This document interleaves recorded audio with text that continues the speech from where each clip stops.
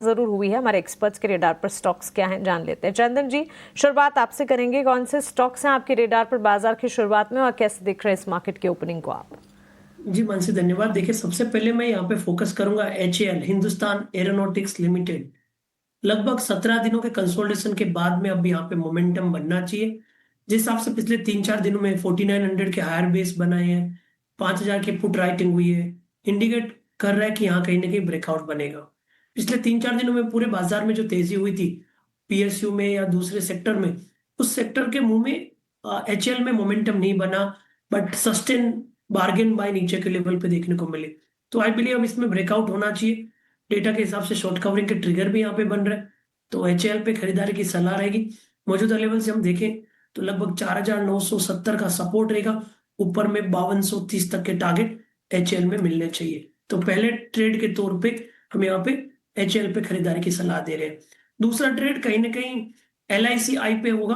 पिछले 4 दिनों से हायर बेस के साथ कंसोलिडेट हो रहा है, बट यहाँ पे अब मोमेंटम चाहिए। टेक्निकली एक पोलिंग फ्लैग का पैटर्न यहाँ पे विजिबल हो रहा है, जो एक नया ब्रेकआउट देगा। तो 945 के सपोर्ट से LICI पे खरीदारी की सलाह रहेगी। ऊपर में लगभग 1005 तक के टारगेट यहाँ पे बनने चाहिए।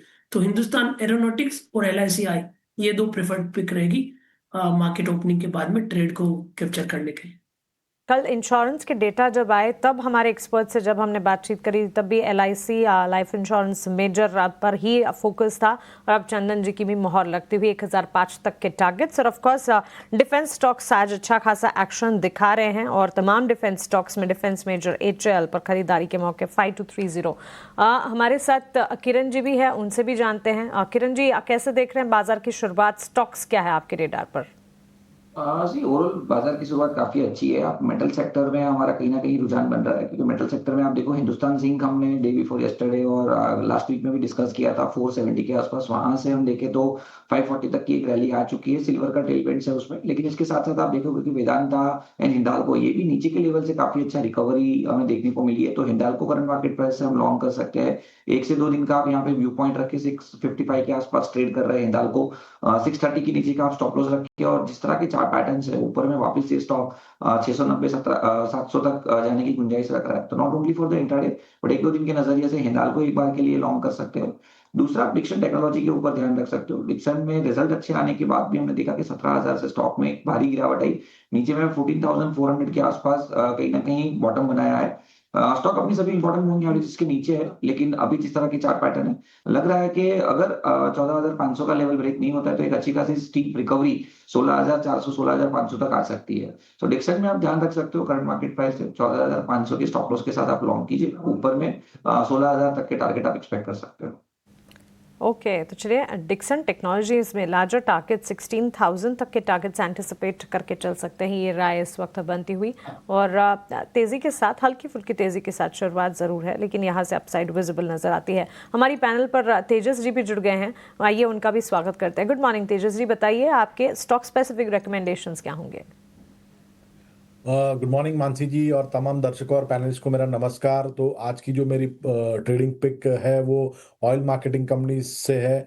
ऑयल मार्केटिंग कंपनीज हमें काफ़ी अच्छे लग रहे हैं। सो IOC मेरा टॉप पिक है। ये स्टॉक में हमें लग रहा है कि करेक्शन खत्म हो चुका है। स्टॉक ने एक स्विंग हाई बना था 150 के करीबन, और उसके बाद लगातार स्टॉक एक साइडवेज कंसोलिडेशन में ट्रेड कर रहा था। पिछले 2 दिन से स्टॉक स्ट्रेंथ दिखा रहा है 200 दिन की मूविंग एवरेज का सपोर्ट लेके। ओवरऑल चार्ट स्ट्रक्चर काफ़ी पॉजिटिव है। जो साइडवेज कंसोलिडेशन होना था वो हो गया है। अभी मुझे लग रहा है यहाँ से स्टॉक रैली कर सकता है। तो करंट भाव पे डिप में खरीदारी करिए। IOC में आपको स्टॉप लॉस लगाना है 138 का। इसका पहला लक्ष्य रहेगा 148 का, और दूसरा लक्ष्य रहेगा 153 का। और दूसरा जो मेरा ट्रेडिंग पिक है वो पोजिशनल पिक है, वो है भेल लिमिटेड। भेल में भी हमने एक अच्छी खासी रैली देखी थी रिसेंटली, और 270 के करीबन स्टॉक ने एक स्विंग हाई बना के एक करेक्शन मोड में चला गया था। पिछले 4-5 दिनों से देखेंगे तो स्टॉक जो है 20 दिन की मूविंग एवरेज का सपोर्ट लेके बाउंस कर रहा है। स्टॉक एक राइजिंग चैनल में ट्रेड कर रहा है, हायर टॉप हायर बॉटम के फॉर्मेशन है, और शॉर्ट टर्म मूविंग एवरेज इसके ऊपर कंसिस्टेंटली ट्रेड कर रहा है। तो एक हल्की सी डिप में खरीदारी करिए भेल में। Around 256 258 will be ideal level to go long with a positional stop loss of 245। इसका पहला लक्ष्य रहेगा 271 का, और दूसरा लक्ष्य रहेगा 282 का। सो BHEL 282 के टारगेट्स और साथ ही ऑयल मार्केटिंग कंपनियां इनफैक्ट कच्चे तेल की चाल में हम लगातार बढ़त देख रहे हैं। $67 ऑफ बैरल के आसपास ब्रेंट क्रूड नजर आया। ऑयल मार्केटिंग कंपनियों पर एक फोकस होना चाहिए। IOC 148 153 तक के टारगेट्स और मीडियम हैवी ट्रक के लिए AC केबिन ज़रूरी। एक खबर जब आई थी कल, हमने इस पर एक्सक्लूसिव रिसर्च कर आपको बताया था कि इसका इम्पैक्ट जो है किन कंपनी पर पड़ेगा। और हमारी खास सेगमेंट डीप डाइव रिसर्च में सुब्रोस का जिक्र हमने किया था, बिकॉज AC बनाने का काम करती है कंपनी। और कल के सत्र में जब हम बात कर रहे थे करीब 7% की तेज़ी बात करते करते स्टॉक में नजर आई थी, और आज भी शुरुआत से करीब 3% का इजाफा 796 के लेवल्स पर सुब्रोस का स्टॉक ट्रेड करता हुआ। शरण से भी जान लेते हैं उनके कॉल्स क्या हैं। शरण, बताइए आपकी तरफ से market specific, stock specific recommendation क्या है? तो मानसी जी, मेरा पहला कॉल IT सेक्टर से रहेगा। टेक महिंद्रा काफी अच्छा लग रहा था, जब तक सोचा 1600 से 1608 अभी हो ही चुका है। तो 1600 टू 1605 के बीच में बाय कीजिए टेक महिंद्रा जून फ्यूचर। स्टॉप लॉस रहेगा 1575। टारगेट्स के लिए आप 1625 1650 के लेवल्स इजीली टच कर सकता है। मुझे पूरा IT सेक्टर ही अच्छा लग रहा है। सेकेंड स्टॉक मेरा रहेगा गोदरेज इंडस्ट्रीज। आज काफी अपग्रेड आए हैं, मैं पहले भी एक दो बार बोल चुका हूँ। तो गोदरेज इंडस्ट्री में आप बाय कीजिए, मगर 1 to 3 डेज पोजिशनल व्यू के साथ बाय कीजिए। अराउंड 2485 या 2490 के लेवल्स के आसपास बाय कीजिए। 50 रुपीज का स्टॉप लॉस लगाइए अराउंड 2440।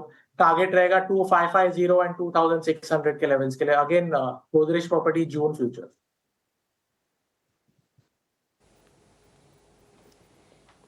ठीक है, गोदरेज प्रॉपर्टीज की बात कर रहे हैं शरण आप, प्रॉपर्टी जून फ्यूचर्स? या गोदरेज इंडस्ट्रीज? नहीं, गोदरेज प्रॉपर्टी जून फ्यूचर्स। ठीक है, ठीक है, ये आपके लिए सलाह होगी।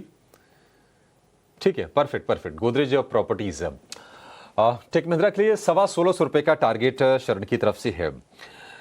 मार्केट थोड़ा सुस्त हो गया, फंस आ गया लगता है। 35 अंकों की तेजी निफ्टी में, और निफ्टी बैंक में करीब 90 अंकों के आसपास की गिरावट है, और हिलडुल भी नहीं रहा है, एक रेंज में फंसता हुआ दिख रहा है। क्रूशल जो हर्डल्स थे वहीं जाकर बाजार थोड़ा रिवर्स होता दिख रहा है। देखते हैं कि क्या चाल होती है यहाँ से आगे की।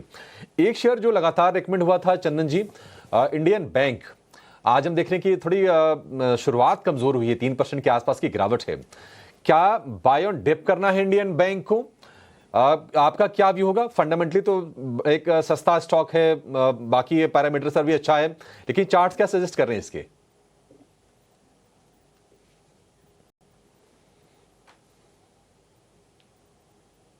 चंदन जी। जी बिल्कुल, देखिए आप यहाँ पे इंडियन बैंक की आप यदि बात करते हो तो इंडियन बैंक में कॉर्पोरेट एक्शन देखने को मिल रहा है, और उसके चलते यहाँ पे प्राइस थोड़े से डिक्लाइन देखने को मिल रहे हैं। बट हम ओवरऑल PSU बैंक्स में पॉजिटिव व्यू रख रहे हैं, और मेरा तो मानना है कि जब तक 615 का लेवल होल्ड कर रहा है, बाय ऑन डिक्लाइन की रणनीति बनानी चाहिए। 615 618 इसलिए भी इंपॉर्टेंट है कि मई के मिड वीक में उसी लेवल पे ऑर्डर लिया था, और उसको निकालने के बाद बड़ा मोमेंटम बना। तो I think by on decline की रणनीति रखेंगे। 615 मेजर सपोर्ट का काम करना चाहिए। कोई भी डिप आता है तो 615 के सपोर्ट से नया एक्यूमुलेशन भी किया जा सकता है।